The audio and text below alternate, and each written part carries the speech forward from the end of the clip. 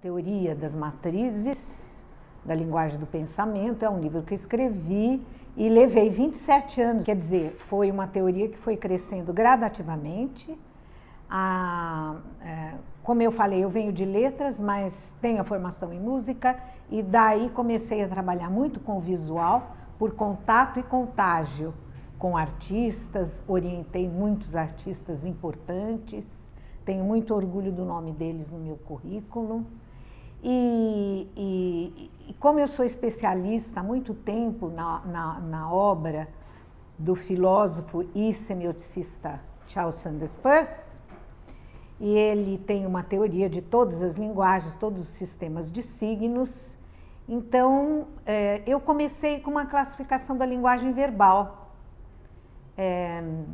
Aquela velha classificação tradicional, descrição, narração, dissertação, mas aí eu fiz subdivisões e aquelas subdivisões começaram a fazer sentido. E aí um dia eu pensei, acho que uma classificação similar caberia para a linguagem visual. E aí trabalhei 2, 3 anos e consegui chegar à linguagem visual. Depois veio a sonora, que eu achei que seria mais fácil, porque dada a minha formação, mas no fim foi a mais difícil porque a música é escorregadia. Mas a coisa foi ficando tão complicada e difícil fazer todas as modalidades, porque eu queria abraçar todas as modalidades da linguagem verbal, visual e sonora, mas era tão ambiciosa que parei e falei, fica para outra hora ou para nunca mais. Quando apareceu a hipermídia, e eu me lembro naquela época, começo dos anos 90, era aquele programa Macromedia Director, onde a gente construía a mensagem ou criava uma mensagem usando as isso que eu chamo hoje de 3 matrizes. Era como coordenar o visual, o verbal e o sonoro. Quando apareceu essa tecnologia, porque é uma tecnologia, a rede ainda não tinha explodido. A www, não é, a interface gráfica ainda não tinha explodido. Mas já com aquele programa de organização de uma linguagem multimediática, eu pensei, não, agora eu tenho que escrever meu trabalho. E de fato, nesse livro, no último capítulo, eu aplico a essa teoria das 3 matrizes, a hipermídia, que também estavam começando, artistas estavam começando a trabalhar a hipermídia, mas em CD-ROM. Pouco tempo depois, explodiu a rede. E daí eu fui me dando conta que na rede, qual é a linguagem das redes? A linguagem das redes é uma linguagem que mistura. As pessoas chamam de hipermídia ou multimídia porque estão muito fixadas no problema das mídias, que são os suportes. Mas a teoria que eu criei é uma teoria das linguagens.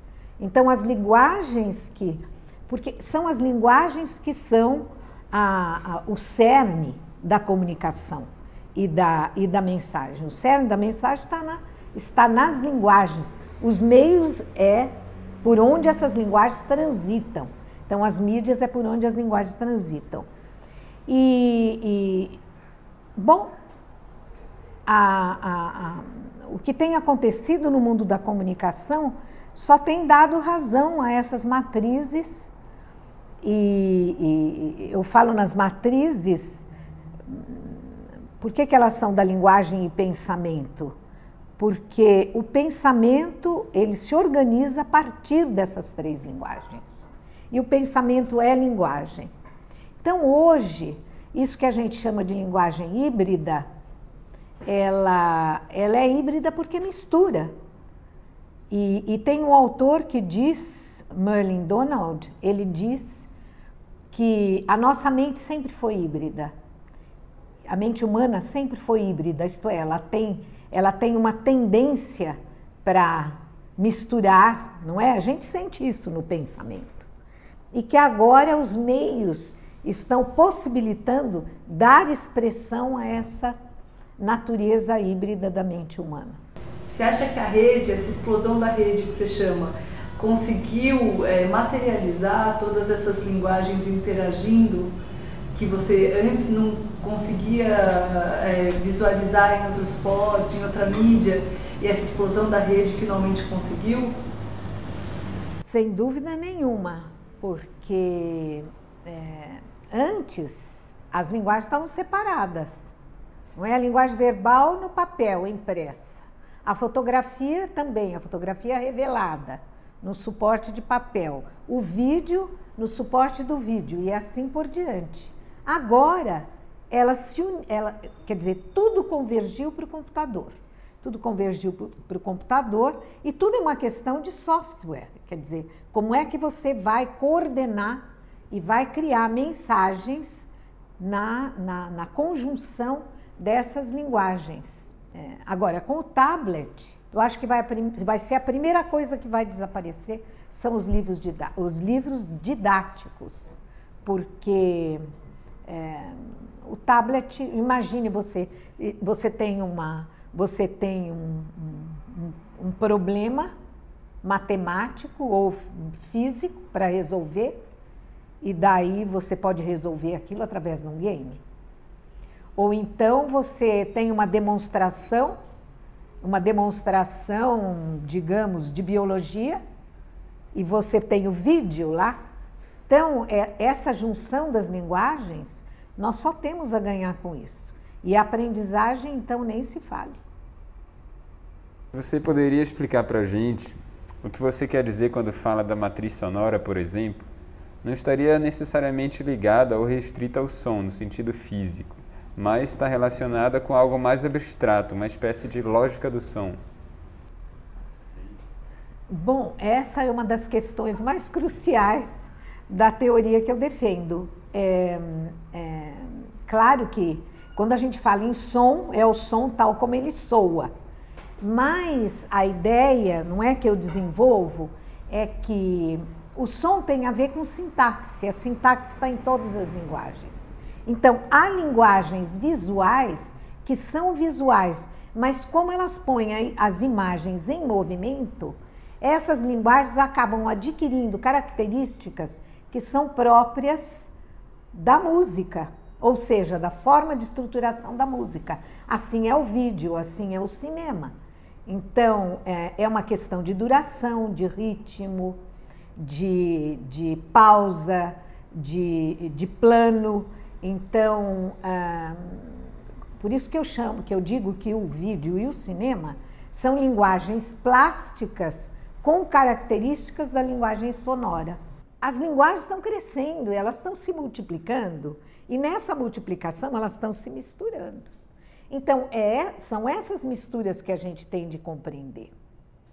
Isso é importantíssimo para a aprendizagem, para o ensino e para a aprendizagem, porque quem não tem hoje consciência de linguagem está completamente por fora de tudo que está acontecendo, ou seja, só fica na superfície das coisas. Falar agora de hibridismo. Qual a relação entre o hibridismo retratado de forma, digamos, abstrata e teórica no cruzamento entre linguagens e o hibridismo mais palpável vivenciado na comunicação humana nesses últimos tempos, né? Ou seja, a pergunta é como podemos relacionar o hibridismo previsto na sua teoria das matrizes com o hibridismo exibido por aquilo que você vem chamando de ecologia plural da comunicação? Em termos teóricos abstratos, eu tenho que demonstrar como esse hibridismo se forma. Daí, então, a ideia, não é, de que eu tenho 3 matrizes que são fundantes, sonora, visual, verbal, mas daí elas têm modalidades. Então, há momentos nessas modalidades onde uma linguagem visual, ela se aproxima da linguagem sonora. Então, por exemplo, uma pintura abstrata, ela tem características que são próprias da linguagem sonora, porque a linguagem sonora não representa, ela não tem poder de representação. Uma poesia, ela está, e Pound já falou isso, ela está muito mais próxima da linguagem visual e da música do que da própria linguagem verbal. Então, quando a gente fala em abstrato, como eu estou falando agora, não se trata da gente tentar demonstrar e demonstrar e justificar qual é a fonte das misturas entre as linguagens. Agora, nós estamos vivendo um hibridismo de linguagens onde dificilmente nós encontramos uma linguagem sozinha. Só nos livros que nós temos a linguagem verbal escrita. Assim mesmo, os livros estão ficando cada vez mais arejados, variação de tipo gráfico, introduz imagem no livro. Então, o livro está ficando cada vez mais parecido com o jornal. O jornal já é uma linguagem híbrida.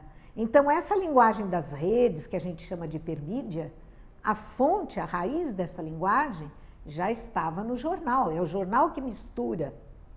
Então, a estruturação em partes, você vai conectando essas partes, você sai da primeira página e vai lá para um outro caderno, é a mesma coisa que você faz quando faz um link.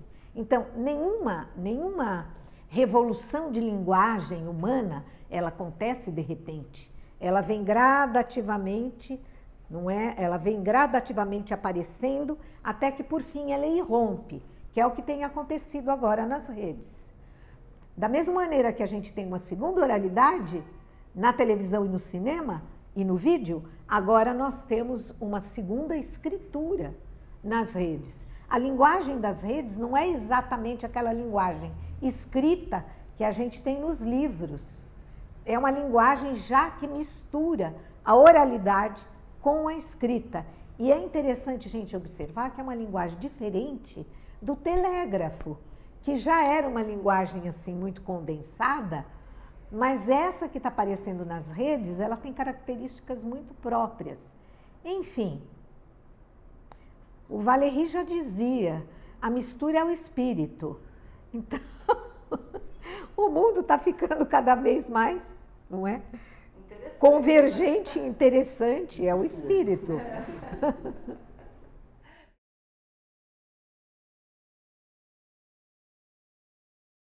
Classificação da linguagem verbal. Aquela velha classificação tradicional, descrição, narração, dissertação, mas aí eu fiz subdivisões e aquelas subdivisões começaram a fazer sentido. E aí um dia eu pensei, acho que uma classificação similar caberia para a linguagem visual. E aí trabalhei 2, 3 anos e consegui chegar à linguagem visual. E parei e falei, fica para outra hora ou para nunca mais. Quando apareceu a hipermídia, e eu me lembro naquela época, começo dos anos 90, era aquele programa Macromedia Director, onde a gente construía a mensagem ou criava uma mensagem usando as 3... Depois veio a sonora, que eu achei que seria mais fácil, porque, dada a minha formação, mas no fim foi a mais difícil, porque a música é escorregadia.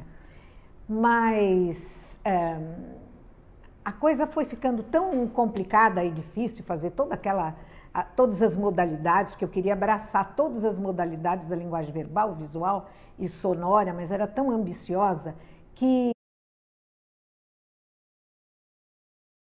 a teoria das matrizes da linguagem do pensamento é um livro que eu escrevi e levei 27 anos. Quer dizer, foi uma teoria que foi crescendo gradativamente. Como eu falei, eu venho de letras, mas tenho a formação em música e daí comecei a trabalhar muito com o visual por contato e contágio com artistas, orientei muitos artistas importantes, tenho muito orgulho do nome deles no meu currículo. E como eu sou especialista há muito tempo na obra do filósofo e semioticista Charles Sanders Peirce, e ele tem uma teoria de todas as linguagens, todos os sistemas de signos, então eu comecei com uma classificação